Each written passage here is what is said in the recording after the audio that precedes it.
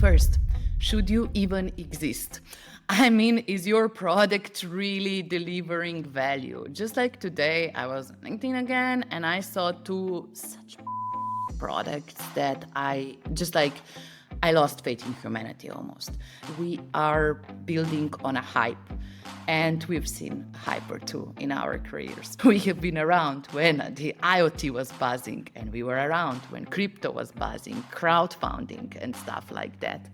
It's not difficult to get users. For my teams, I always say, like for beta, 1,000 users, absolutely no problems. But what usually happens is that out of those 1,000 users, 100 are activated, so that's 10%. AI costs you. So for example, if you are making a LinkedIn post with OpenAI, aka ChatGPT, that would literally in terms of a AI model cost you 20 cents. And if you have there a free product that is being consumed at 20 cents when people are using it, you are dealing with a real cost here. Question right now is how to build sustainable business models out of AI. And I've seen this going on with blockchain as well, with IoT before. Serious applications will survive. This is not going away. This is here to stay. When it comes to positioning, people will not buy it because it is AI, right? But just like you have to be able to communicate what value does it bring. And my ultimate test for it is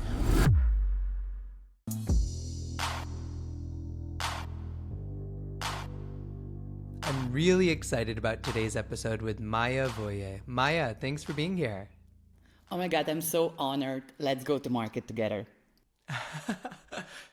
For those who may not be familiar with Maja's work, she's a go-to-market strategy expert. We co-wrote one of the most popular posts on the Product Growth newsletter on GTM Tactics a few months back. And as recently as yesterday, somebody was messaging me about it. So it seems to have been one of those evergreen pieces that people love. And I think they love it because Maja not only has an impressive background, but she has so many awesome concepts to bring to bear. Because she spent 11 years working in growth and marketing across high-profile unicorns and enterprises like Google, Rocker Internet, Bayer, Heineken, as well as a ton of startups, she has a lot of insights to share. I'm particularly excited about today's episode because, one, Maja has developed several frameworks that provide shortcuts for good thinking in go-to-market strategy. 2, she has a wealth of experience from different types of organizations, from startups to tech giants. 3, her approach to GTM strategy is both conceptual and practical. So without further ado, let's dive in. And let's start with GTM Motions. One of your core topics and the subject of our newsletter post together. What is a GTM motion? Because some people might be thrown off by this word motion. And why are they so crucial for successful go-to-market strategies? And that happens every time I post about them on LinkedIn, right? So why motion? Why not channel? Why not tactic? And the answer, I will give it. I will totally provide the answer, but let's do a mental experiment before we go there, right? So Akash, what is an exciting launch that you are preparing in Q4? What are you launching? Oh, so we will be launching so many different things, but one of the things I'm most excited about is the ultimate guide to retention. All right, is that an ebook or a Substack post? What is it? It's like a mega Substack post. It's like the result of a year of research. Nice. So you put a lot of work into this, right? What's your plan for distribution? What are you thinking? So my main channel, I guess you can say, is based more on inbound. So I will just post this on LinkedIn and X, and I'll email it to my newsletter. Fantastic. So you just named one go-to-market motion right away, which is inbound, us producing content, distributing for platforms that are relevant for our social media followership, right, for our target audience. And that in your case is X, LinkedIn, and Substack. What else could we do in order to boost the traction of this mega asset? Well, I guess we could pay for ads to promote it because it's pretty high quality product. Partner with people and offer them a cut of the revenue as like affiliate or referral commission. I think we could. I'm trying to relate this back to the go-to-market motions now. I think we could reach out to people who this might be interesting to and say, hey, you might be interested in this. So that might be like an outbound motion. What am I missing? This episode is brought to you by Addio, the next generation CRM. Imagine a world where your CRM is powerful, easily configured, and actually intuitive. Addio makes that a reality. As I've profiled in the Product Growth newsletter, setting up Addio takes less than a minute, and within seconds of syncing your email and calendar, you'll see your relationships in one place, enriched with valuable data, including things like relationship strength. Addio lets you build Zapier-style automations, create powerful reports, and works for any go-to-market motion, from PLG to sales-led. Addio is designed for the next era of companies like yours. And companies like yours shouldn't have to deal with inflexible, one-size-fits-all CRMs. Join industry leaders like 11 Labs, Replicate, and Modal. Head to addio.com/productgrowth and you'll get 15% off your first year. That's attio.com/productgrowth. No, you're perfect. You're perfect. And I really don't want to go through everything in your case, but I really wanted to demonstrate that this is so intuitive, right? So you are always playing on your strengths. You are always considering where your audience is, and just like thinking logically what is the right way of distributing this content, right? So you will not buy billboards, for example, for that specific launch. And you actually name 3 out of 7 go-to-market motions, which is amazing. And just like to name them all, to state everything, so you will use A, inbound. Second, you were thinking about ads, but it was just like a little bit more of an idea to do paid digital. Then third, you said immediately partnerships. And partnership is actually one of my favorite ones because it's so badly utilized. It's so underutilized. And you were thinking a little bit about outbound, which might be connecting to your Apollo days. But nevertheless, the ones that you might forgot were just like community-led thingies, right? So community as another huge one, and nevertheless, product-led. Product-led is something that we are considering as well. In addition to, I know that this is not like a popular belief, but I like to separate sales-led to outbound. So when we are kind of communicating with mass audience, and ABM, so account-based marketing, account-based sales, right? Because these are 2 different animals and 2 different teams. And to just like think about this really logically for a company, especially if you're a small company or just like starting your journey, right? In most cases, only 2 or 3 motions are realistic. So you will probably not do 7 go-to-market motions at the same time, because what will happen, you will just like scatter yourself too thin and you won't achieve a critical mass on a certain go-to-market motions that you could do it like in a really more impactful way if you were just more focused. And for that reason, it's really important to think what is naturally associated with our business model as well, right? So if you have, let's say, a transaction that will cost maybe $8 or whatever your paying subscription is these days, it's unlikely that you are going to use personal selling in order to promote that, right? You could, and I'm sure it would work, but it wouldn't be scalable and it would be too expensive to sell it like this. And just like thinking why this systemization is especially important is because people get afraid and people get really overwhelmed when you say, yeah, you could be doing a little bit of TikTok and whatnot, and maybe you should be going on events, and maybe you should try ads or something like that. So there are a lot of options, but so little resources, so little time, so little budget to do it, right? And what we're trying to do is just like in one way, putting the channels and the tactic that we are using together in a way that was proven to work with other companies. So for that reason, there are 7 go-to-market motions to consider. We could argue that events could be a separate go-to-market motion, and sure, if it works for your company, put it there and use it. But my main point is that usually when you're starting out, only 2 or 3 will work to create a sustainable business. I love that. And that's why I think this motions concept is so useful for people, because when you're in a startup, like we said, you might just only focus on one, and it might just be a portion of what you do. Then you might get 2 or 3, and that might create your growth. And then you might staff people against them. And that's where I think the motions become particularly relevant, because you can start to staff an account-based marketing specialist. You can staff a paid ad specialist. And on your inbound team, who knows, maybe you have a couple ghostwriters and some designers, and maybe we'll learn more about how you do that in the end of our episode. But what I like about the motions is it allows you to kind of identify, this is our repeatable way to go to market. Is that the right sort of understanding of why we should be thinking about things in motions? 100%. And it's all tied to product market fit, right? Because a lot of people just like define product market fit as product being able to deliver value to the target audience. But I have 2 additional points to it, and I'm not the first one. Even like Brian Balfour had the similar point.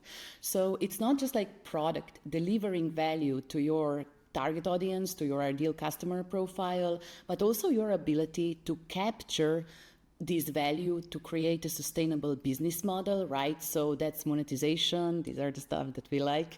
And channel, like literally he called it channel. I prefer to call it like go-to-market motion, because after you nail just like this product market fit traditionally, let's say that this is your ability of delivering value to the audience, I would argue that it's very nice to capture some of this value as well to create a sustainable business model.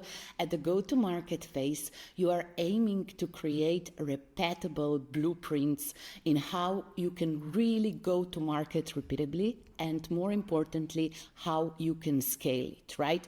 And you don't need 6 or 7 different go-to-market motions to work at the same time. All you need is one, and being super realistic about this, a normal team cannot manage more than one, because especially when you're starting out, you know how it is. Either a founder does it, product manager does it, or there is like a marketing person with certain specialization that will do it in practice. And this is where it gets really interesting, is because then we are asking how to find the one, right? And we are just like thinking, okay, what should we be doing? Should we be using the same type of go-to-market motions that our competitor does, right? That logic makes sense. So don't reinvent the wheel. It's just like some sort of habit that people have, how they want to buy it, where they are. So we cannot be always 100% original here. But where it gets like more interesting is because you are a company, a very small company that is usually attacking a much bigger entity, right? And especially in the go-to-market motions, such as paid, like for example, in search ads, this is pretty horrible. If they are on like making your keywords really expensive, then you really don't have a fair fighting chance. Even though like a certain go-to-market motion would make sense, it's not realistically obtainable for you. And for that reason, we have to always play on our strengths. So what we are very good at, what is natural for us, where we can really nail it, and to also account for like enemies, and we would say competitors' weaknesses. And this is like typical playing to win. This is like strategy 101.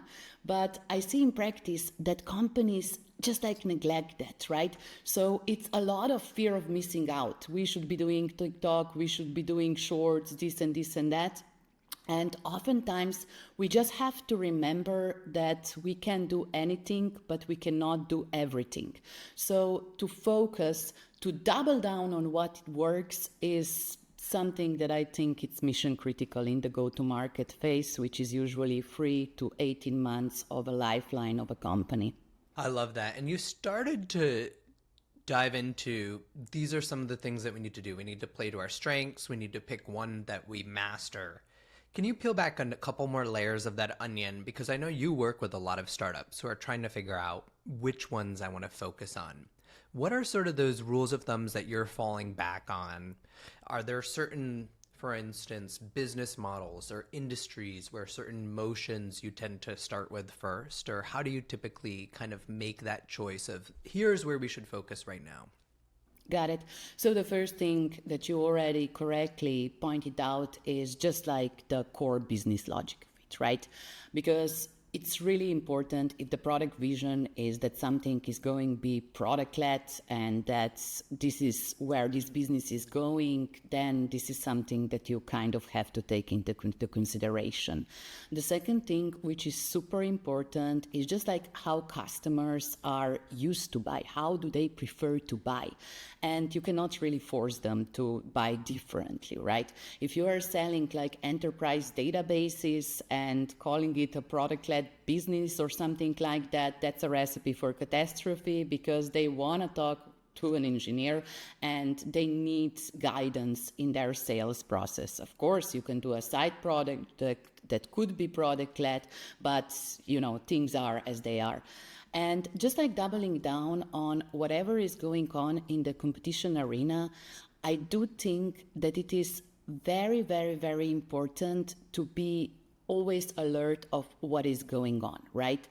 Whereas you have to have something which is proprietary. For any good go-to-market strategy, you also need to be super flexible, super responsive. And that sometimes means that you have to be first on the platform, that you have to take this big risk. Because remember, when you started Substack, probably Substack was not as popular as it is now, right?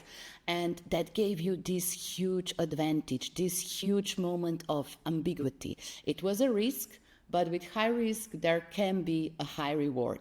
So when you're hedging your bets, I would say like it's 80-20, right? Do 80% of those stuff that are expected to work, how customers buy, what is natural for you, what you're good in, like what can you actually produce, and just like take into the accounts also the budget nature of things, because sometimes we just live in natural economic constraints. But on the other side, always be one step ahead, because you need to be.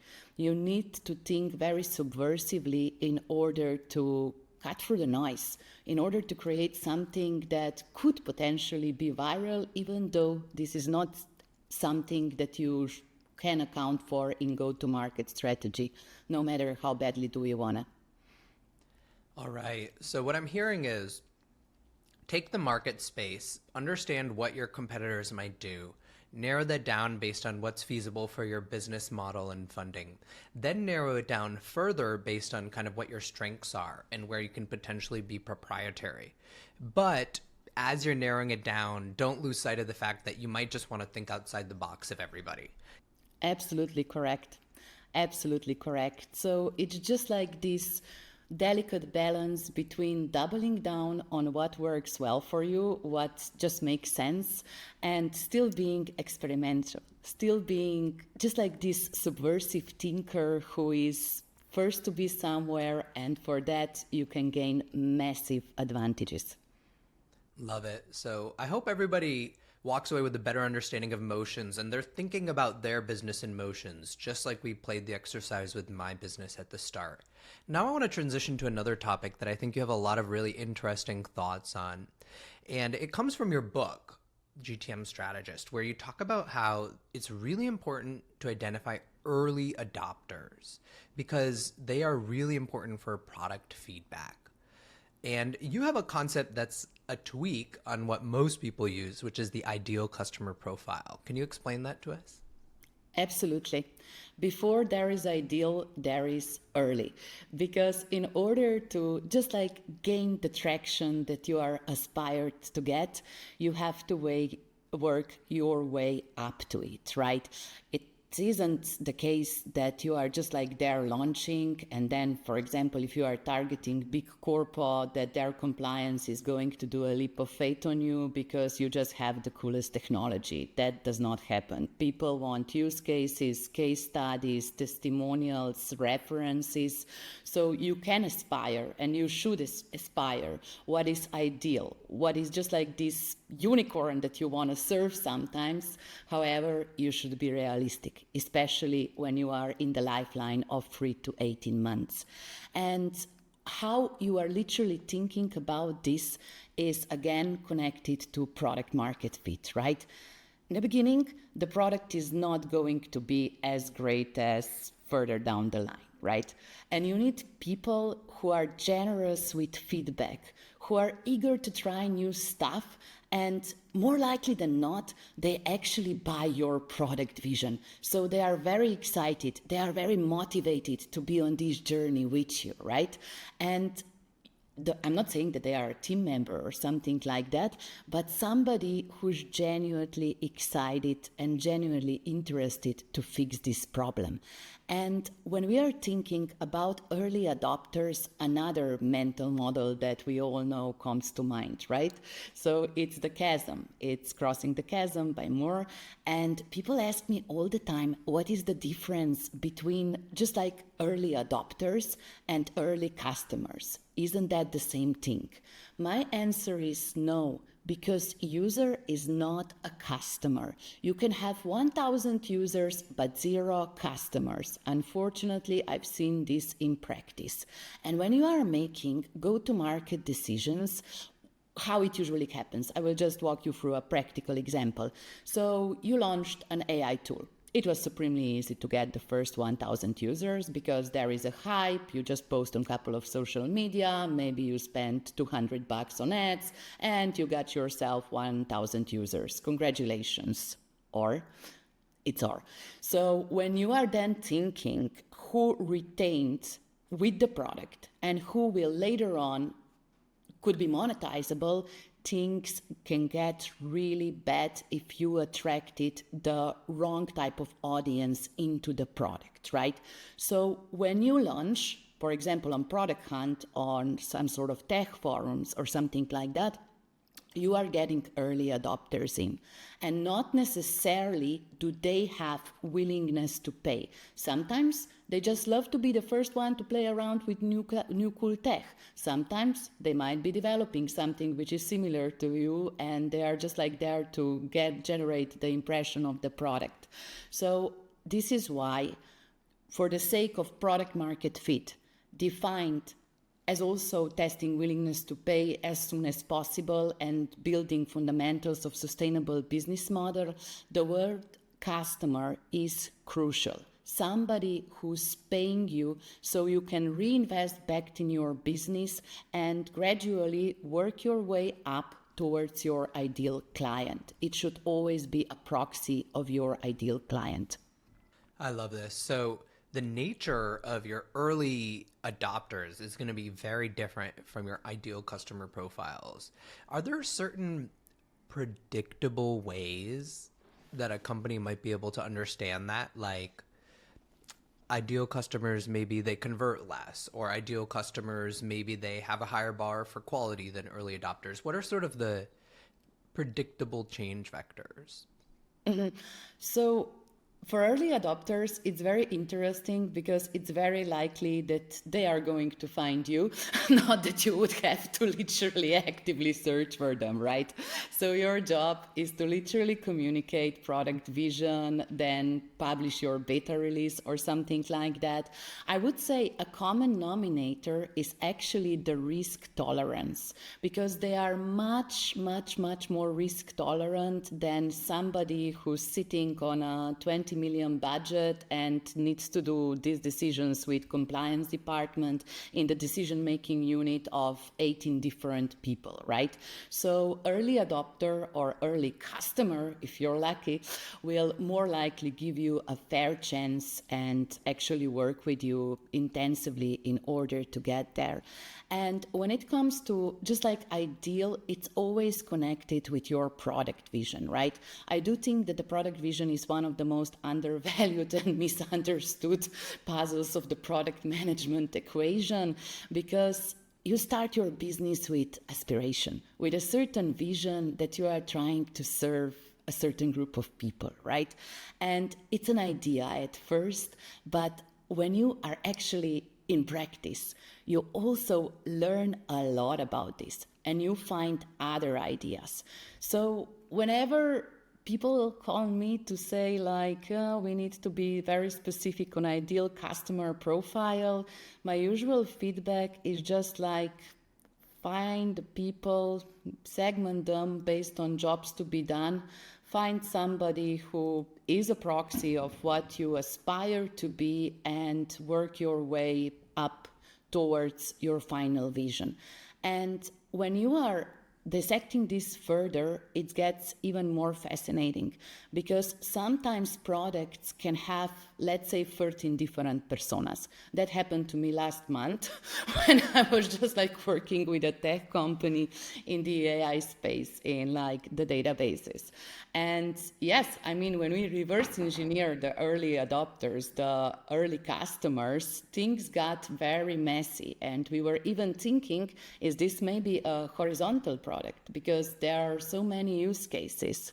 Then when we look at financials, things got a little bit different. So we discovered that 70% of revenue created by the company comes from two different personas, right? That's much more manageable insight than saying that we have 13 customer archetypes. And that created such a good prism for decision making in a quarter, right? So not like ideal, maybe like in 6 months or in a year or something like that, but what is mission critical right now? How can we move the needle in business in the next quarter, in the next 3 or 6 months? These are the questions that gave us much more actionable answers than dreaming what could be an ideal. And this is just like early stage, right?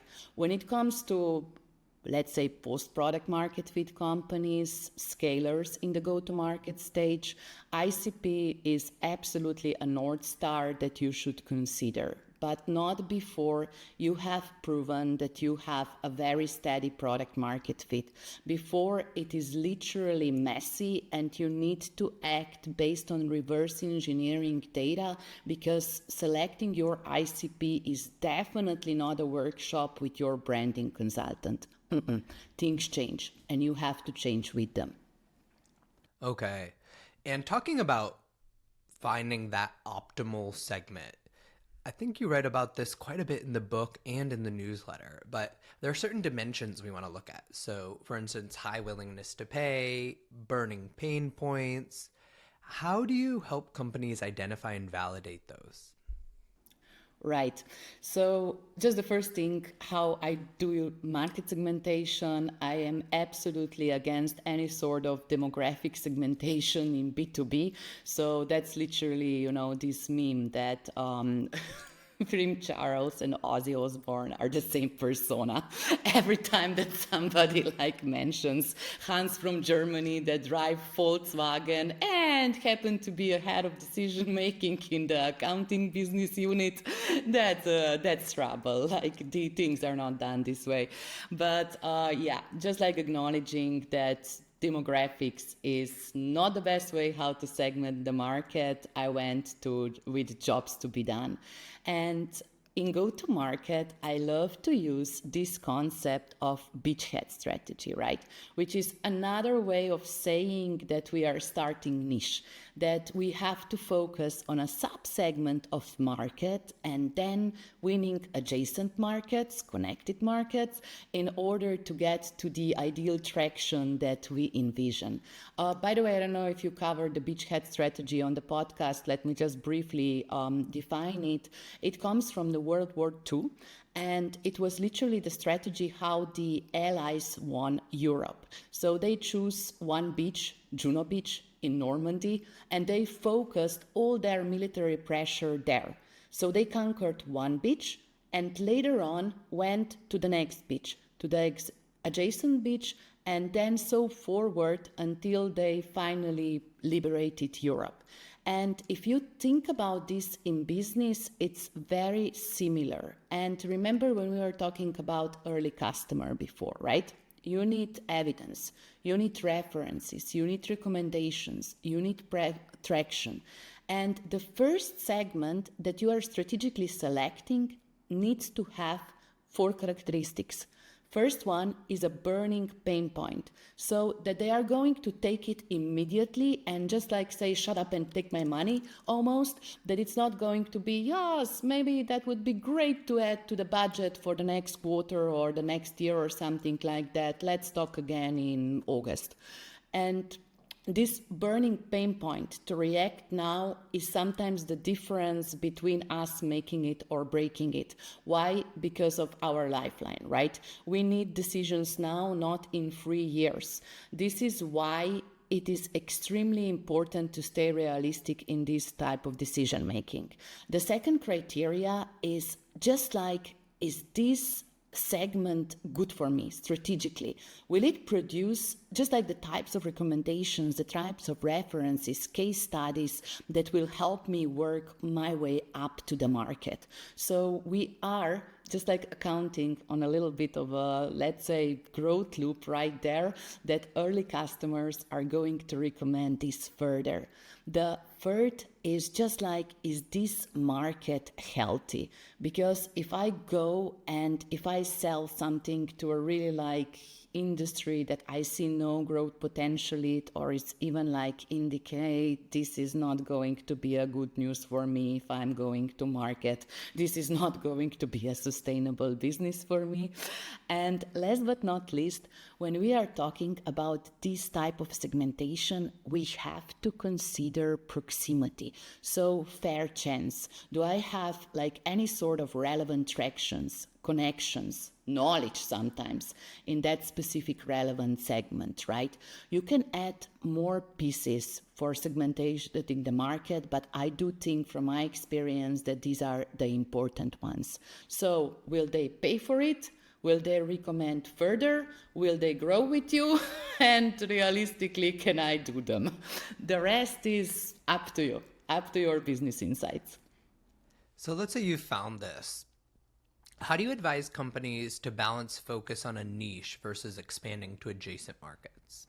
The definition in the textbook is that you have to win 70% of the initial beachhead segment before you expand further. But we all know how it is in business, right?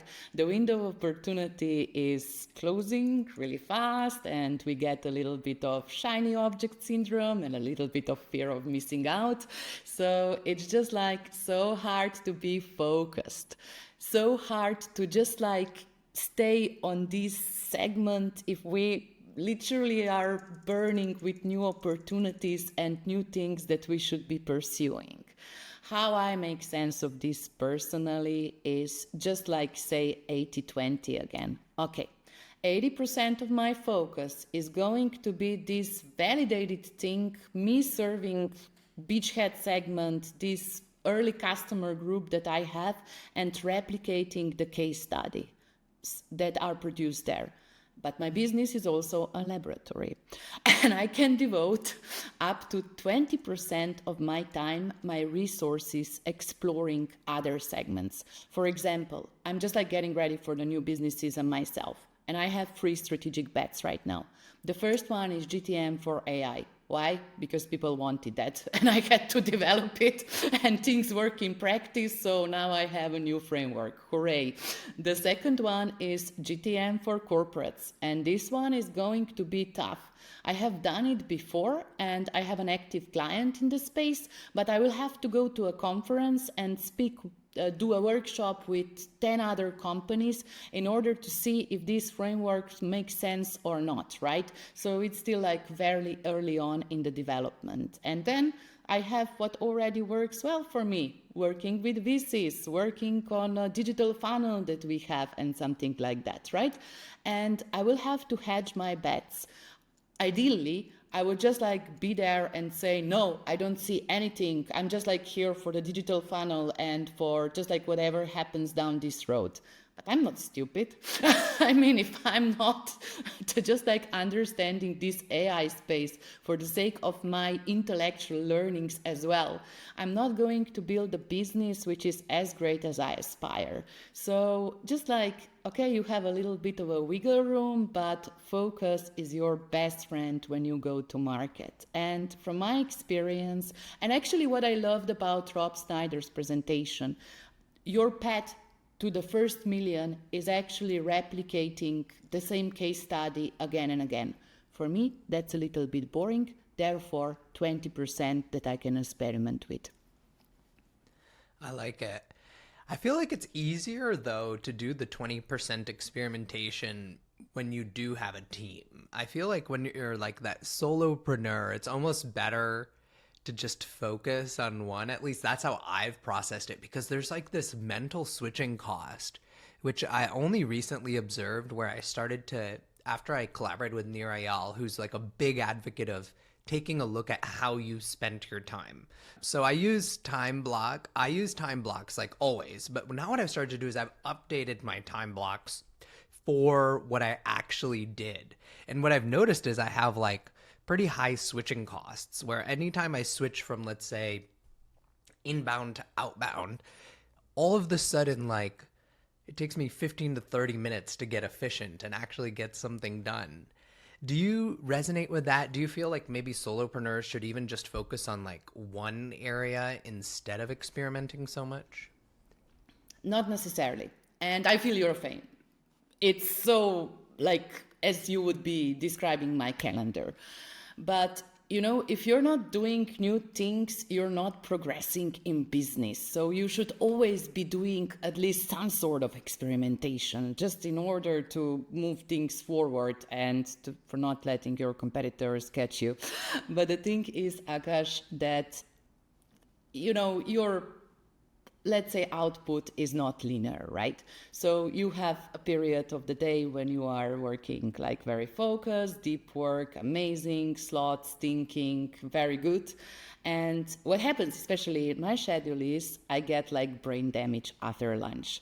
I don't know why, but it feels that like my entire blood is elsewhere, not in my brain. And this is just like this weird limbo, this brain fart period for like half an hour after I ate, when I'm not super productive, right? And I usually take my mornings for very focused deep work. It's like I'm not in the same room as my cell phone. I don't use social media whenever possible. And I'm just there in my monk mode, working really hard on a product. But how many hours per day can you really be in a deep work mode? For me, 6 would be a record. Like, I'm anywhere from 4 to 5 niche, and that's it. Then we have the other part of the day when we can, for example, do meetings, we can experiment with a little bit of a different type of channels and go to market motion as we are already have validated before. And nevertheless, it's a good time to learn for me personally, right? So yes, when we say focus, definitely I'm 100% aligned, but also realistic in terms of I cannot be there as a machine isolated from all the opportunities out there. And as long as I'm not getting super distracted from my core focus, I can have a little bit of a wiggle room. Things are much more fun that way. I agree. All right. So we've talked about strategy, and just to summarize for everybody, we talked about how there are go-to-market motions. You figure out those go-to-market motions. Then you figure out who the people you are targeting in those motions. And we talked a lot about finding some level of focus with experimentation. Now let's talk about putting strategy into action. You write about building a GTM system, which I think people will like, with the double loop discovery and experimentation process. Can you explain this? Sure, it sounds much more fancy than it is. Whenever you're in doubt, I mean, your audience is mainly product managers, right? So you're super familiar with assumption mapping. I call those ideas that we should validate. And ideally, you would like to make decisions with confidence. And for confidence, you need evidence. And I just like to divide it into two types of evidences, right? So it could be called qual and quant as well. And let me just walk you through a mental process, how I did this type of decision making for determining just like the early customer profile for my GTM strategist. I was super confused at first because from the market, I got very mixed signals. Who would benefit from GTM in a way that I presented? And I had I think 20 hypotheses. I'm still not sure about that. But, some growth people were interested, product managers, a lot of founders, e-commerce people even, and just apps maybe. And that made it impossible to write. It was so messy to select the examples for the book. And it was just okay, what am I benefiting the apps with this? Am I benefiting e-commerce people with that? Is this understandable to people from HR? It was a mess. I could not even finish the product in this type of, right? So in order to do a much better job in narrowing down my focus, I went, spoiler, with B2B at the end. I did two types of experimentations. The first one was just me recording a Loom video of all the main mental models that we are discussing in the book, similarly as we do today. And I just walked people through just the general logic of what I'm trying to say here. And I asked them for their feedback, did they like it? Did it make sense to them? Was it useful for them? And out of 50 people that participated in this type of research, actually 30 answered. And I mapped their feedback based on its nature. Very logical. I mean, people who absolutely loved it, people who are, Maja, please don't give up. You're doing such an incredible job. You are writing for 6 months. Don't stop now. And people who absolutely hated it. Of course, naturally, I gravitated first to anti-persona, who actually hated it. And those were people from hardwares and just very narrow specialists. For example, there was an iOS developer that was saying, this is product. So I didn't want to bother with that, but I had to understand in which cases this does not work. And in my specific scenario, this was when you have a very, very, very big upfront cost. For example, with hardware, you know how it is. You have to invest millions in inventory, the same with fast-moving consumer goods, and you cannot really change your product that fast, right? So it's not this agile approach that we very much like. And some people are just cranky, and other than that, anti-persona was pretty clear. Whom can I not help? Then it got super interesting from mapping the feedbacks that were good. And I kind of tried to think about this in terms of a business model first. But still, there were some people from e-com, there were some people from service businesses, there were some freelancers, there were serious companies, post-product market fit, and I couldn't make sense out of this, right? When I was thinking deeper about this, it came down to repeatable ability and need to execute go-to-market.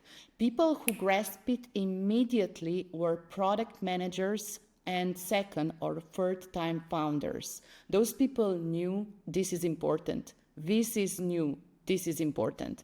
But I couldn't convince somebody who still believes that launch is go-to-market strategy, or that what we described as go-to-market motion is a go-to-market strategy. It's really not. So these are not my battles to win. But still, the sample of 50 people, is that fascinating? Does that make me invest another 15K into the project? No. I had to do and run empirical testing as well. And I had a huge issue with the wait list that I just tried to promote on social media, so on LinkedIn. The wait list, which was sign up for the book, it converted at 30%. But the problem is that I find it very difficult to acquire traffic there, right? So by launching on social media, I only got 100 people to visit the website, and that means 30 signups, and I was devastated. I just But after I gained insights from the previous round of experimentation, from my initial inception, who is my, let's say, early adopter or people who we can serve best at this given stage, I refined the messaging. I completely revamped the messaging, and my historic traction has been people from growth and marketing. So I had to change the communication entirely in order to attract those people. After I nailed it, the conversion on a landing page doubled. So it was about 60% to the wait list. And what was more interesting is that the structure of my LinkedIn audience started to change drastically, just due to the fact that I didn't want to say just like, oh, this is how you do experimentation with Facebook ads for selling soap. But I was very first focus on B2B only. And second of all, to the target audience that resonates the most with what I have to say. So that was a practical implementation of this double loop of just like initial proof, seeing something in data, talking to some users, just like getting this inception of the idea, and then to actually make the final decisions with more confidence, not necessarily statistical significance, but we all know what I mean, right? 50 people versus 3,000 people. Love it. So the entire idea is that it's basically a continuous refinement of who your niche is based on signals from the market, and you're going out to more people, to broader channels over time. And because you're doing that, the nature might change, and so you need to just continuously be aware of it. Is that fair? It is definitely applicable, but not only for the ICP. It can also be expanded to typical product metrics, right? So right now we have a case with one of the AI clients when we have surprise a lot of users, but surprise very few paying users, and there was a panic. What is going on with conversion in the product, right? And the first thing I said to the guy was just like, okay, call everybody who paid for it and call all the active users, get them on this freaking call and discuss what's preventing them, like what are the stoppers for them. Maybe your package is too generous. Maybe they just cannot comprehend what they are getting out of the pay package, right? Maybe our messaging sucks. So we first have to talk to people and just like try to make better sense out of it than putting like red alerts on, this is broken, my product will die, blah. It's not that drastic. I mean, we can improve things always. All right. So how do you recommend companies set up their teams, processes, and budgets? I love this question because my take on GTM is that you can totally do it as solo operator as well. I mean, one of the best people that I know in the space are actually product managers that got familiar with GTM and just start doing it soon enough, right? When you can still influence the product, when you can still influence pricing, it's not like, voila, marketing and sales, this is what we have been building for 2 years in our basement. Now it's time to go to market, get me 5,000 users. Oh, cool. I didn't anticipate this effect.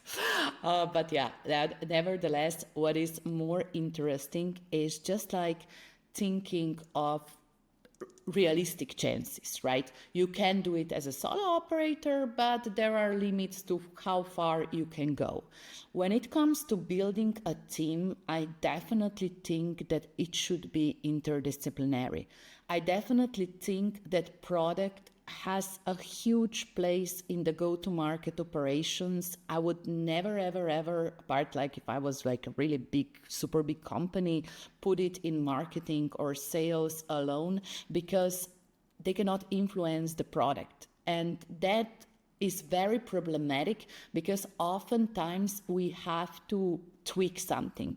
It's either pricing, packaging, it can be onboarding or something like that. And I do think that go-to-market strategy is totally interdisciplinary, so it seals cross departments, and I wouldn't call it a job per se. It can be a job, but in reality you see the operators coming from all different fields of life.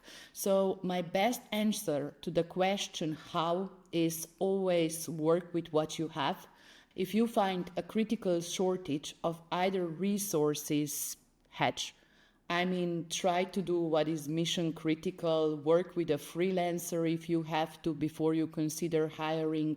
Just like stay agile because things change quite rapidly in go-to-market stage, right? What we see today is a little bit different than what we will have in 3 months.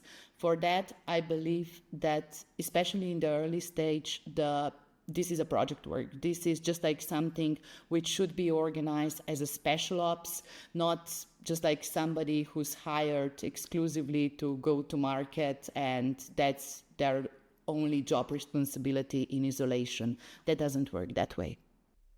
This episode is brought to you by WorkOS. If you're building a SaaS app, at some point your customers will start asking for enterprise features like SAML authentication and SCIM provisioning. That's where WorkOS comes in, making it fast and painless to add enterprise features to your app. Their APIs are easy to understand so that you can ship quickly and get back to building other features. Today, hundreds of companies are already powered by WorkOS, including ones you probably know like Vercel, Webflow, and Loom. WorkOS also recently acquired Warrant, the fine-grained authorization service. Warrant's product is based on a groundbreaking authorization system called Zanzibar, which was originally designed for Google to power Google Docs and YouTube. This enables fast authorization checks at enormous scale while maintaining a flexible model that can be adapted to even the most complex use cases. If you're currently looking to build role-based access control or other enterprise features like single sign-on SCIM or user management, you should consider WorkOS. It's a drop-in replacement for Auth0 and supports up to 1 million monthly active users for free. Check it out at workos.com/Akash to learn more. That's workos.com/Akash. So I'm hearing that there's maybe 3 phases. So phase 1, it's like project work. It could be part of somebody's job. Phase 2, it sounds like you might have a go-to-market person that's managing most of this, but they're getting help from other folks. And then phase 3, you're starting to staff specific people on specific motions. Is that fair? Yeah, after this is validated. Definitely not from the get-go because things are super messy, chaotic, and they change all the time.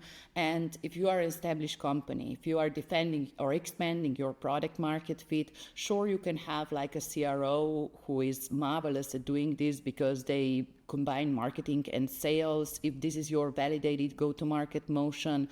But when you're starting out, look, if you assign like a part-time developer and a product manager to do this operation and give them enough time and resources and a critical deadline by which an objective should be met, it can work like this as well. And even bigger companies are sometimes doing it this way whenever we are operating within environments of high uncertainty, because this is chaos. This is something which is super difficult to navigate, but you have to be very committed in order to just get the critical amount of work in. When it comes to resources, I mean, this is a very difficult question, right? Because it all depends on your budget. So what you need to do is to say, like, this is my objective. These are the resources that I can allocate towards it. Then inspect the resources. If you have everything, what you can plan is needed, or you would have to go out hiring somebody else or like outsourcing or something like that, and put a deadline on this, right? So it needs to be time constrained. When do you want to see this happen in order to unlock the additional amount of funding? This is probably the best prism through which I make decisions for my projects as a founder, and I just think it makes sense.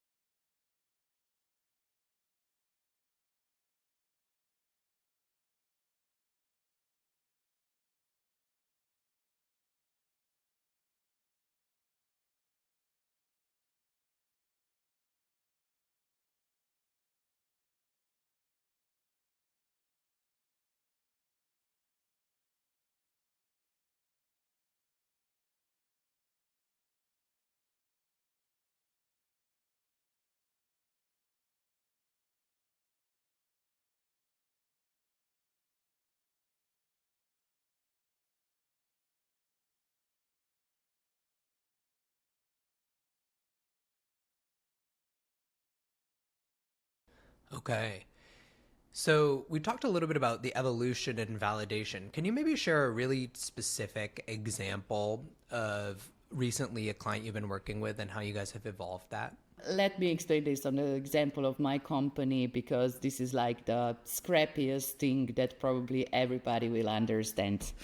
Okay, so I'm out there just like aspired that I will be doing something new in Q4. Let's say that I got very hyped on influencers and I saw good traction with working with Akash and like a couple of other awesome people. So I was like, yeah, there is something, we have to scale this. At first, I'm going to do it myself, right? Because I don't know anything. Hiring like an agency that would pitch podcast for me if I haven't done it before and I have zero traction or something like that is a recipe for disaster. I mean, I would just get back their media packs, like how much does it cost to sponsor a podcast or something like that.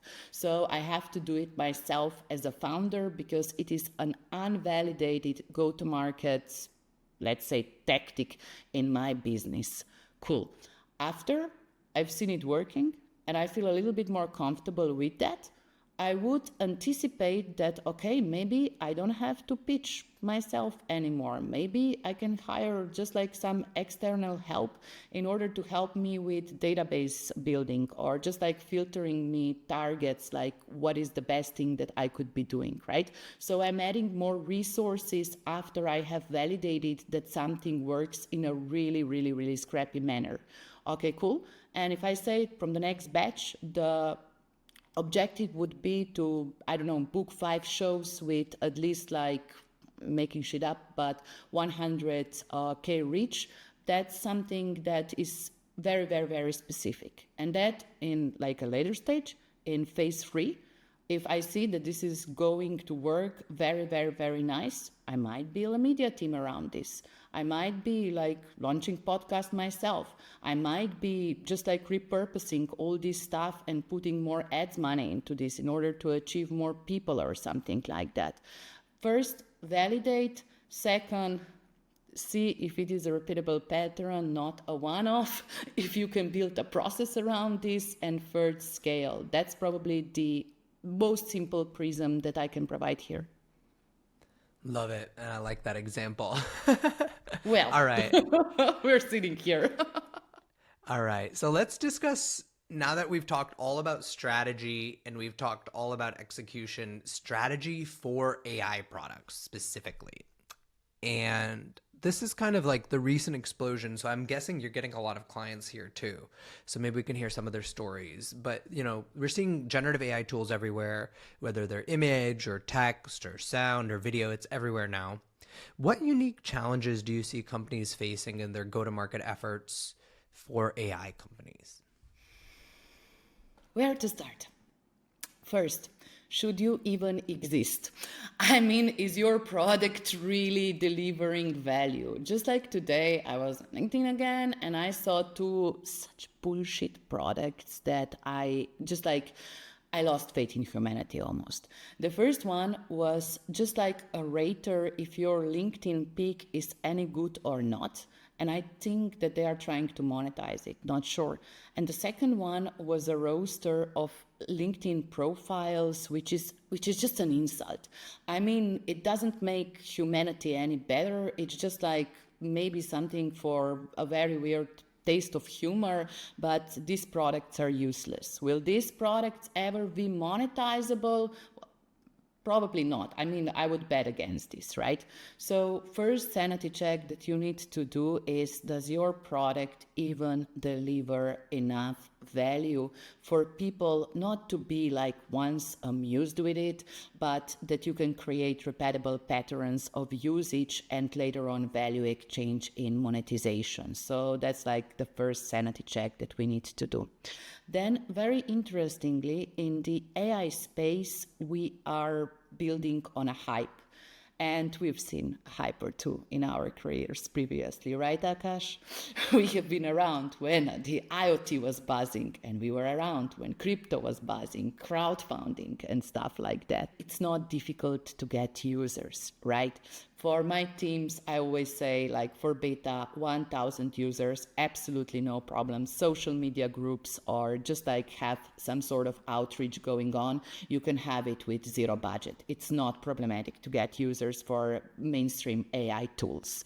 But what usually happens is that out of those 1,000 users, 100 are activated, so that's 10%. And you know these benchmarks better than I do, but I would aim towards 20 in order to get like a little bit of a grasp if we have some sort of signaling of product market fit there or not just yet. I would definitely cry if only like 2% of my users were activated, because that either means that I attracted shit traffic by buying some sort of product hunt upvotes from marketplaces. A lot of things happen. I'm always realistic about things. Or just like that I didn't deliver the value that I really have to go back to the product. And whenever we see an activation stat, let's say from 1,000 users to 100 or preferably 200. On 200, I would be extremely bullish and I would go to the further stage later on. We have to observe the usage patterns. And I'm usually observing, depends on the product, but I like to observe like weekly retention first, meaning do they still know that this exists in a week, or they were just like curious, come once, and that was it. And here teams do two massive mistakes. First, they don't have user identification, so they are not generating email in very simple words, but they are just like, they're like, oh, how can we like bring back these users? Oh, we don't know. Let's hope that we can acquire them again. Blind shots. So, okay, of course, you need to deliver value first, ideally, right? But you need to be able to communicate with your client in order to influence the activation and retention. This is logical. And the second one is just like product analytics, right? When we are talking about these numbers, so it's usually like in my case is 1,100 and maybe 10 or 20 that will actually pay for it if we are very good when it comes to pricing and packaging, but usually less. So we have to be brutally honest, but literally brutally honest, like, are we even able to see this funnel? Are we just like thinking that there are no conversions? Do we have maybe an activation product problem beforehand? Or is something like really off in terms of how we are trying to monetize this right now? And Kyle did a beautiful episode with you going deep into the usage-based pricing with AI. The problem is that AI costs you. So for example, if you are making a LinkedIn post with OpenAI, aka ChatGPT, that would like literally in terms of a AI model cost you 20 cents. And if you have there like a free product that is being like consumed at 20 cents when people are using it, you are dealing with like a real cost here. So of course you can self-invest and optimize for adoption, or you would have to think about monetization sooner that you would hope for. And this is just like the reality of how things work if you are building applications, and the majority of AI products right there are applications based on AI models, which is like either Anthropic or OpenAI or something like that, meaning somebody has to run those computers, somebody does have to produce this AI power that you utilize in your product. And that creates like a very strong dependency also in terms of how much will it cost. Because if the vendor changes prices, this is similar like to food supply chain, right? Then your product is going to have to change the price as well. So you are dependent on somebody else's pricing as well. And things get even more complicated when it goes to positioning. So right now we said that AI is hype-ish and it's not that problematic to acquire users. They are just curious. But when it comes to serious implementations, for example, with enterprise AI, you have to be able to communicate value added without mentioning AI, because rational decision makers are super sick and tired of just like seeing AI enabled things all the way, and they are buying value from you, right? And that brings me back to the first point that I made: should you even exist? And this is a shitty question to ask yourself, but even like if the AI hype goes down, would people still buy you? The question right now is how to build sustainable business models out of AI. And I've seen this going on with blockchain as well, with IoT before. Serious applications will survive. This is not going away. This is here to stay. This has like massive potential to change the world as we live in, similarly than mobile phones did, right? So what we are doing about this, my point of view is that we are trying to build sustainable businesses the best we can while considering the specifics of AI momentum as well as the unit economics if you are building applications. Sorry if that was a little bit lengthy, but that's kind of top of the mind these days for me.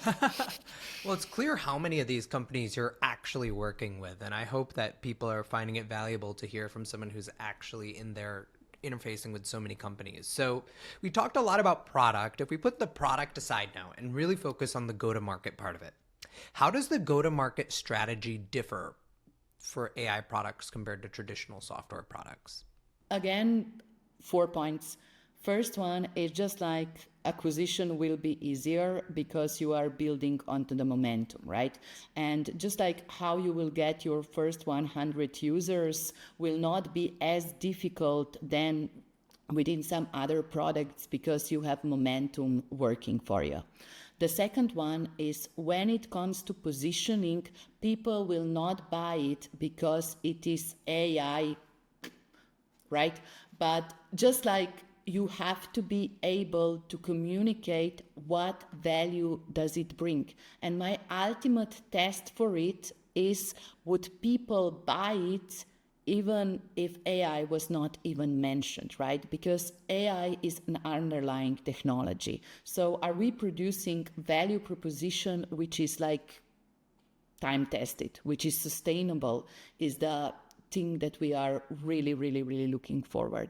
And then just like this ambiguity when it comes to retention and monetization, because retention, if you're not collecting data correctly and if you're not delivering value, can literally sunk your business. And when it comes to the monetization, to account for the real costs, because this is literally how you should be doing pricing. I mean, in a long run, you cannot lose money because you're running an AI model, even though in the intermediate time, you could be investing in user adoption. Hope that was clearer, but I literally repeated the same points.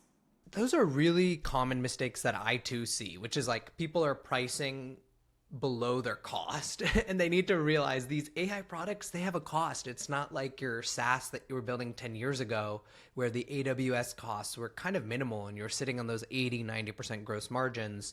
Your average AI software product today, especially for free users, is using negative gross margin. So how do you build enough gross margin for your paying users? I really think that point is very important. A second mistake you mentioned is that people are building products that their value proposition and their positioning wouldn't stand on their own without AI. Are there other common mistakes that people should be aware of as they're building their go-to-market for their AI product to avoid? I think that these are like 4 essentials plus when it comes to just like segmentation, because the user acquisition is not going to be the problem. You will have to very, very closely observe who actually converts, right? And this is the type of the problem that we mentioned in the beginning, actually. When you have a user, so getting users is not difficult, but when it comes to just like converting customers, things will have to influence the acquisition. For example, I'm working with an AI founder right now. He invented this tool that produces LinkedIn statuses. I don't want to promote it publicly, but the thing is that, okay, it's a very simple product to understand. And again, we were thinking, who's the target audience for this, right? Who could we best serve? Who is AKA ideal customer in his vocabulary? And we had 5 hypotheses. First one was founders. So the second one was LinkedIn bros. Those are people who are like way too expressional on social media, the ones that are posting selfies and fortune cookie wisdoms. The third were just like the copywriters and ghostwriters who are doing this semi-professionally. The fourth one were marketing departments of B2B companies, right? Whoever has to like produce a lot of white papers and then repurpose the content. And the fifth one were just like agencies that connect a couple of ghostwriters to provide this type of services. And his initial bet was actually that whoever will convert the most, he said potential professional writers, right? So people who are making money out of this. And it makes sense. I mean, it was a solid hypothesis that you wouldn't pay for it out of your own pocket. But not until we launched did we realize that the best, let's say, product market fit or the best like willingness to pay test was in the group of founders with the habit of content creation. Why? Because it costs you $50 to produce one LinkedIn post. If you just like hire a ghostwriter or if you account for opportunity costs of your time, right? But if this thing can generate it for $2, then you have enormous savings. And the way how we can position this is brilliant. So we cannot compete against, let's say, Taplio for commenting, right? We cannot compete against WaterDap, which is a much more established and a much better tool, objectively. The product, as he has it, has a very good job to be done for founders who are repurposing content, but it lacks all the other features that somebody who's total pro is expecting, rightfully expecting within the product. So back to the point, we have to be realistic because there are competitive alternatives out there. And when we are thinking about buying AI products, is the same budget than normal products, and we have to take into consideration the actual competition arena which is out there. How do you know this? Ask your target customers who else are they investigating at the moment, or what other tools are they using right now. And we have to position within the existing options that a customer have and still portray massive added value even without mentioning AI. So lesson learned from deep diving into this case is that AI doesn't make you that special.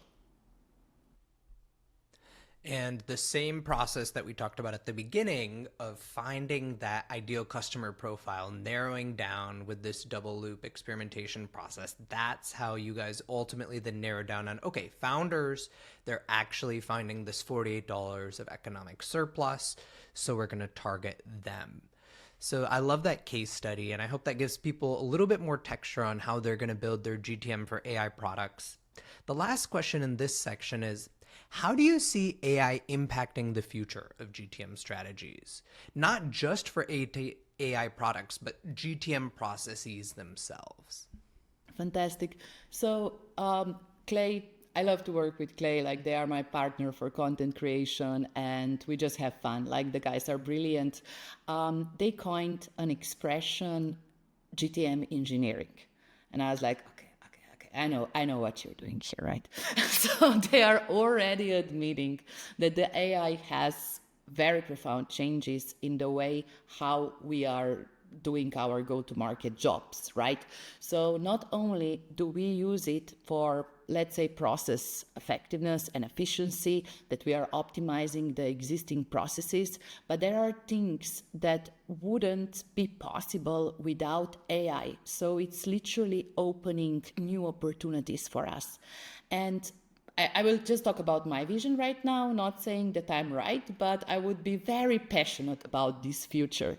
So in business, you have a lot of things, like a lot of repetitive shit, right? So you have to do desktop research when it comes to competition, then you have to map like customer interview sites, then you have to do like analysis competition for advertising and stuff, which is daunting. I mean, you learn a ton, but nevertheless, when it comes to time duration and just like there are diminishing learnings when you are doing this stuff manually, it can supercharge you. Just like I was observing another mentee, she's totally Gen Z, and I usually do competitive mood boards, right? When I'm just like trying to get them think about how they should structure their homepage. I want to see all the competitive pages on mood boards. And she, without me even suggesting, spontaneously ran queries with ChatGPT to find the commonalities and differentiators between those pages. At this stage of the technology, AI is informative yet not sufficient when it comes to strategy building, but it can supercharge a couple of our processes. Stated as it is right now.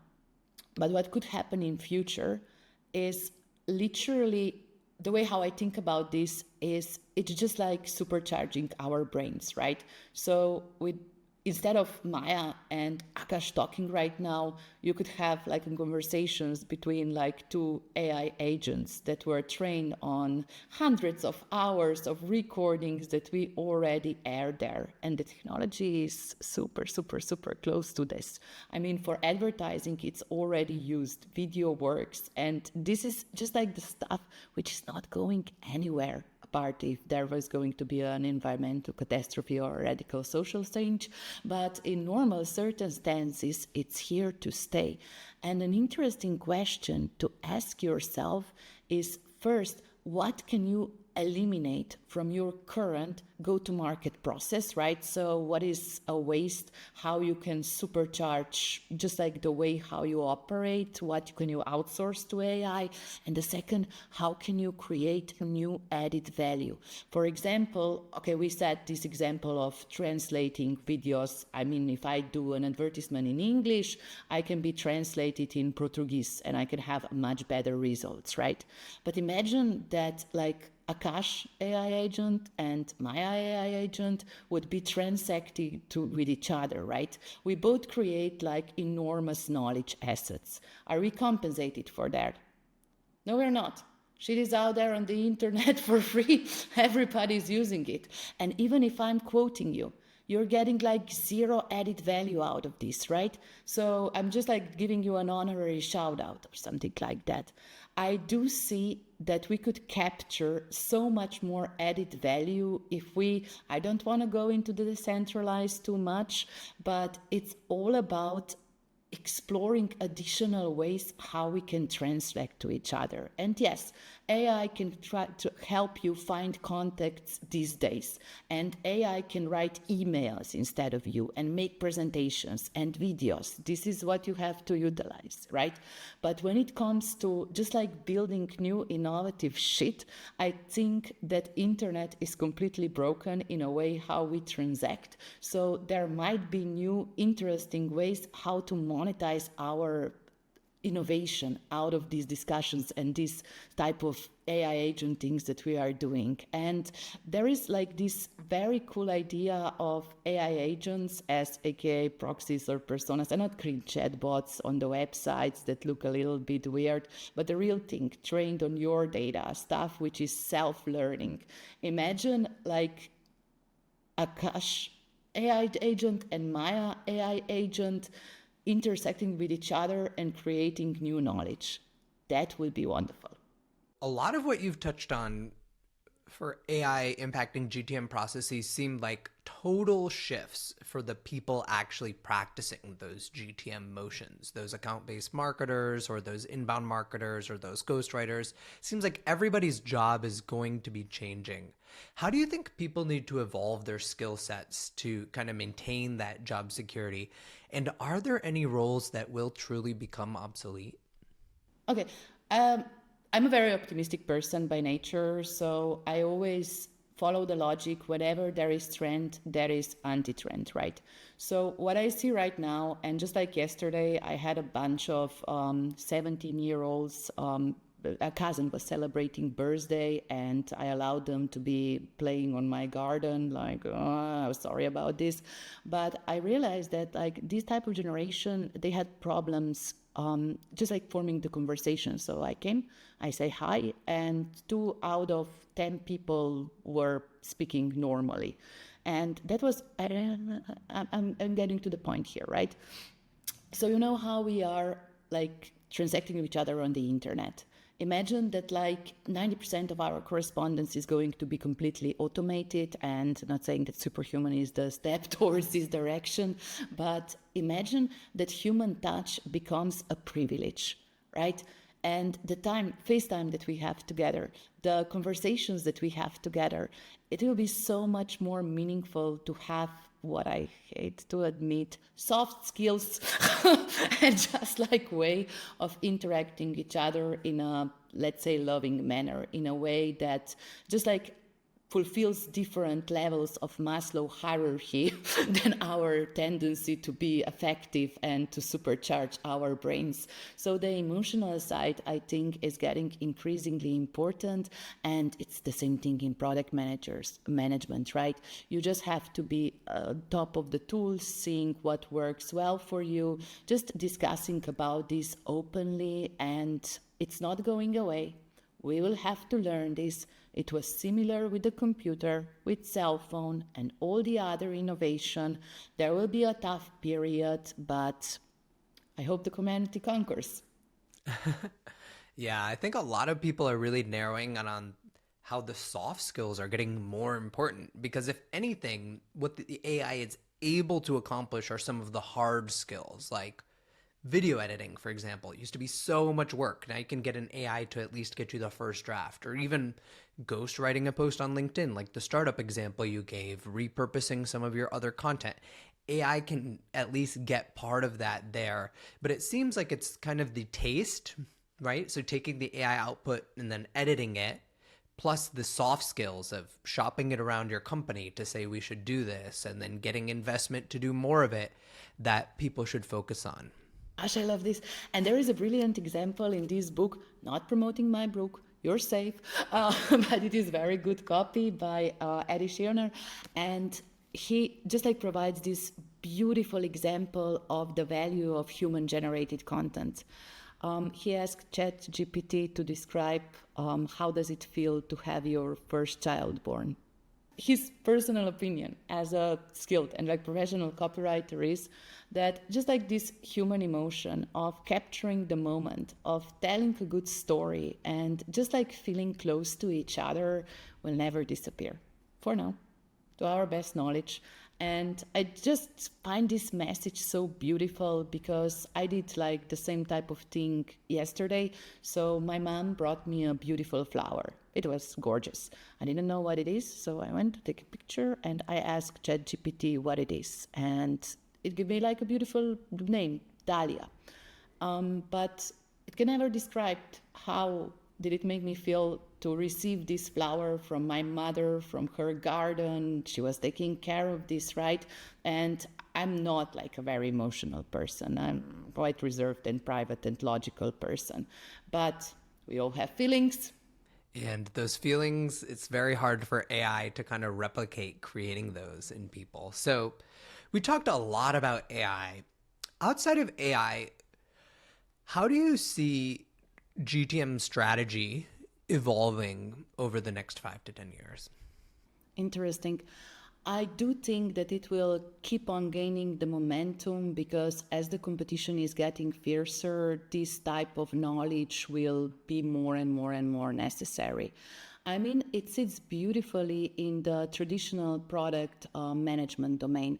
And I personally learned much more from product management from my book, and all the Substacks that I'm reading right now are product management, not like hardcore growth stuff, because you can always learn tactic, or you can hire tactic, like really good tacticians who are totally onto this job.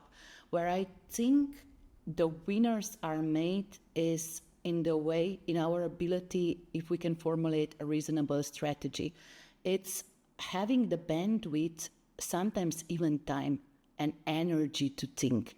And oftentimes in this chaotic sphere of go-to-market, when everything is burning and we're trying to be okay and your desk list will never be finished, you are making decisions, but not out of fear, but just like panic decisions, right? Really rush decisions.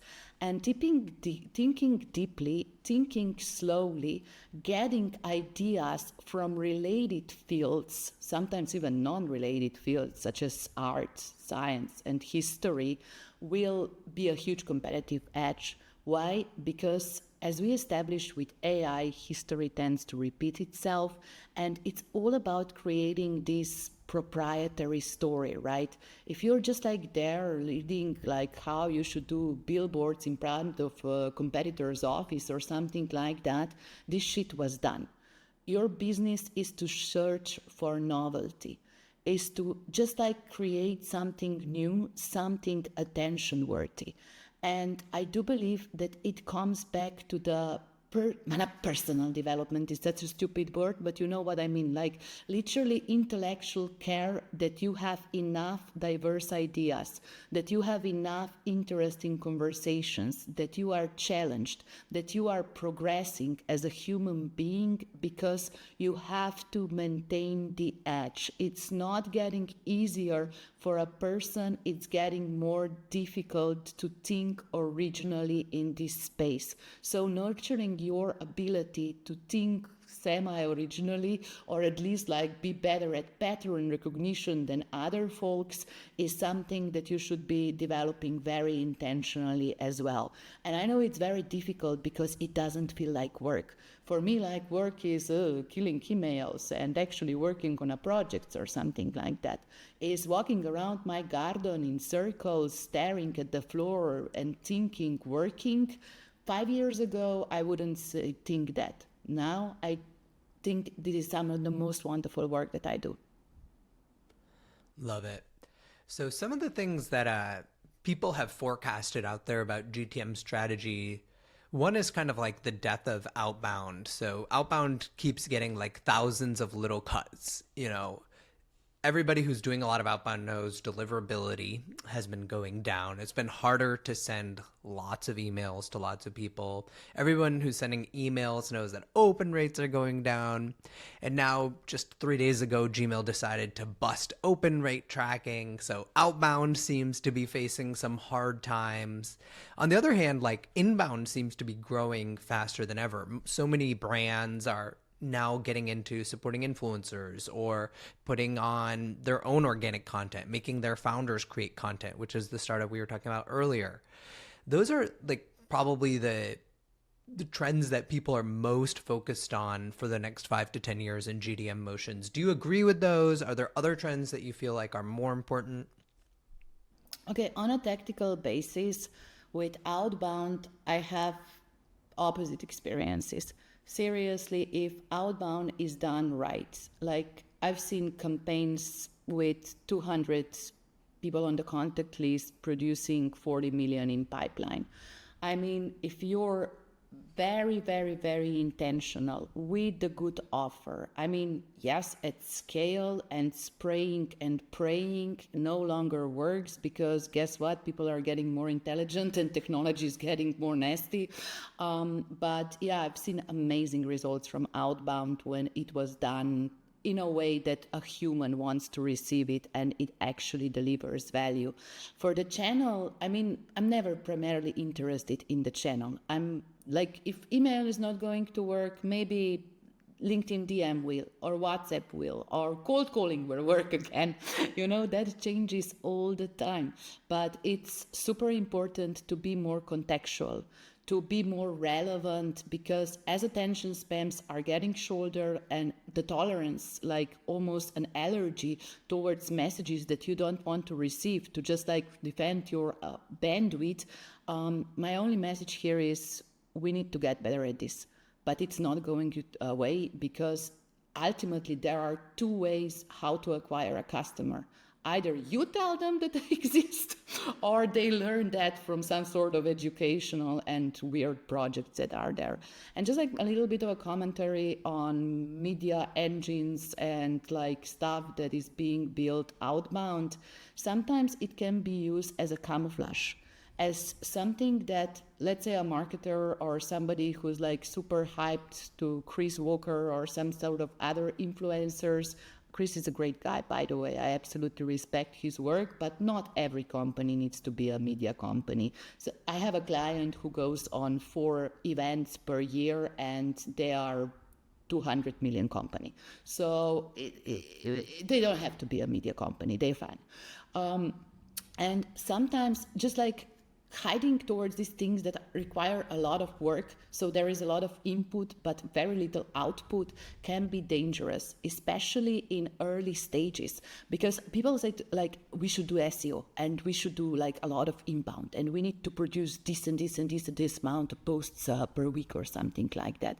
These are input metrics. This is you doing the work. But guess what? You can work really bloody hard towards the wrong objective, towards the wrong direction. So the best advice that I can give here is hold yourself and your team accountable. If it's not going to produce any movement, any results in the next 3 months, kill it and move forward, because you don't have the line to do this. And there are always like these trends, what will be important. But back to the point that we were making before, what I think works great in inbound is just like being authentic, is to be there, like at least sometimes a little bit vulnerable, transparent with your results.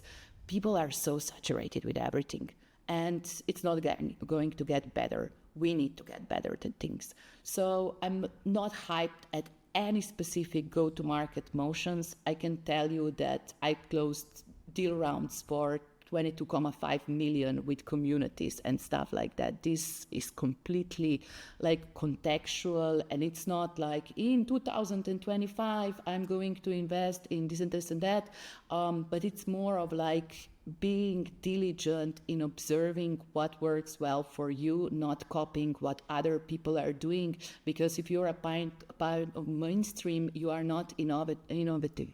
You are not having anything proprietary. You have to be on the edge, not following what other people are doing. I love it. That's a great encapsulation of what we just spent almost an hour and a half kind of breaking down for folks. So that was the educational portion. That was the deep dive portion. Now we're going to go to the regular lightning round. Are you ready? No, I don't like to talk about myself. We want to know anyways. And starting with, what's your favorite hobby? Dog walking. I have 2 dogs. And I hear you wake up at 5 a.m. for this? Well, it's summer in Europe and it's very hot, so my Australian Shepherd is very triggered by the heat. And yeah, I mean, it's good for my productivity as well. Dogs are not the only reason, but they are one hell of a motivator if they start making sounds if I'm too late.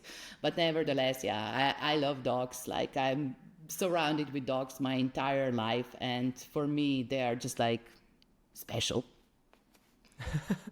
What's something very few people know about you? That I'm secretly an introvert. And I know how this sounds, but like seriously, I live a very, very, very peaceful lifestyle. I have so much drama in my business that in my personal life, I have absolutely zero tolerance for not say anything exciting, but I want peaceful life. I want tranquility. I want to walk in the forest. I want harmonic relationships. I want peace.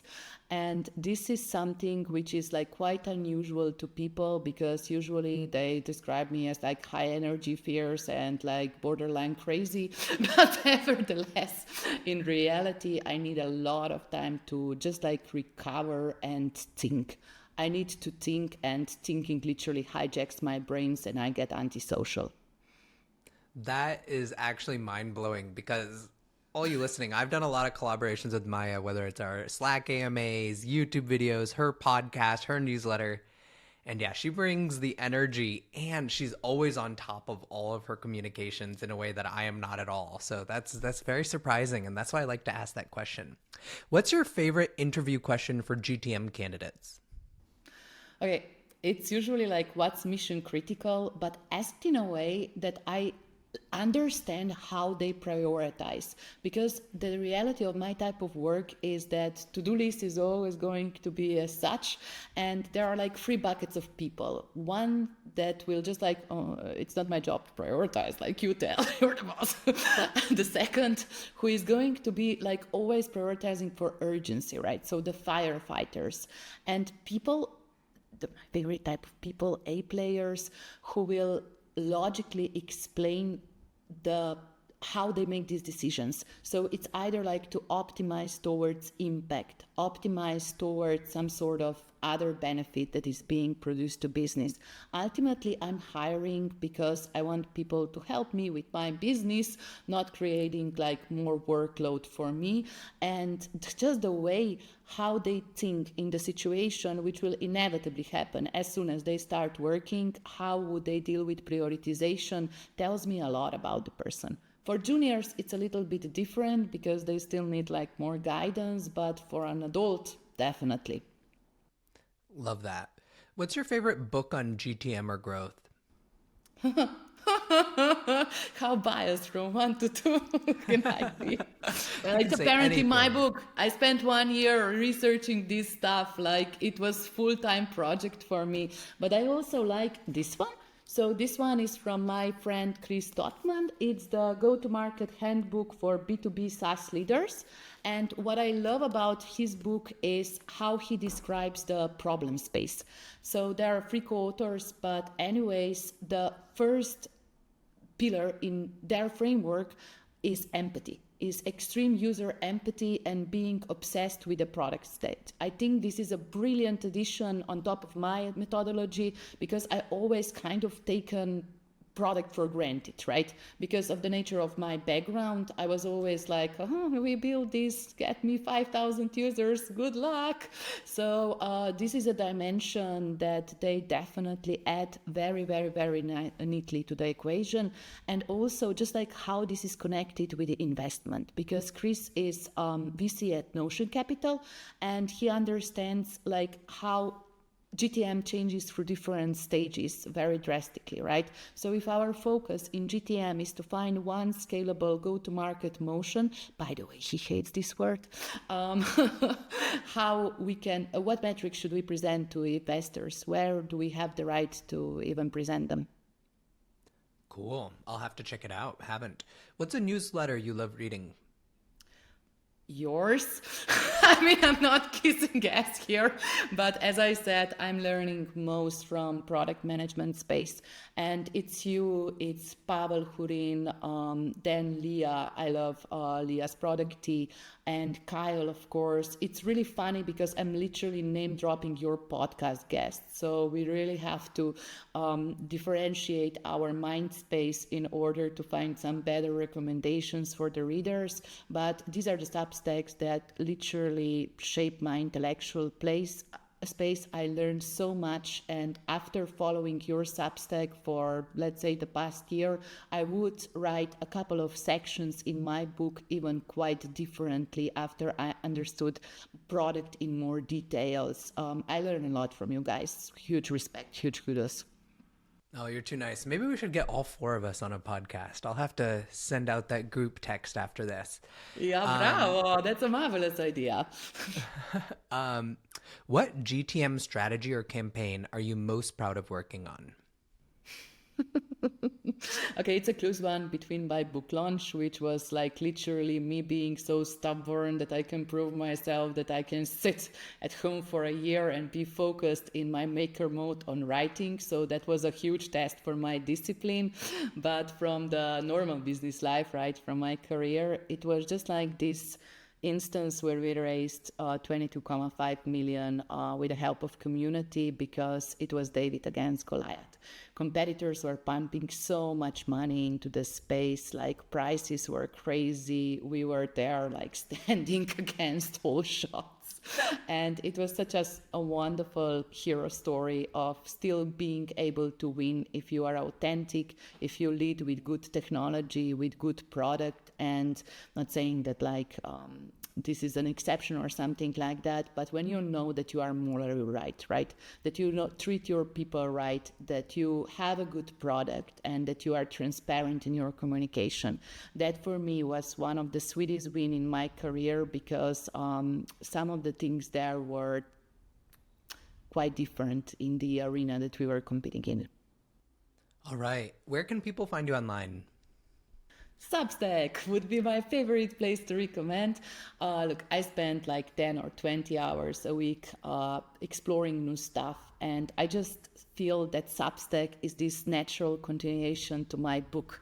I feel that I'm learning so much, exploring, sharing best practices from my colleagues, still participating so much knowledge back to the community without charging for it. So Substack is my open encyclopedia. For the snippets of content, definitely LinkedIn. So I ain't cool. I'm still on LinkedIn, not on TikTok. I spent a lot of time, a lot of love, and a lot of attention there, and I seriously think that this is like the type of the community that I'm building. And nevertheless, you can find my email. It's everywhere.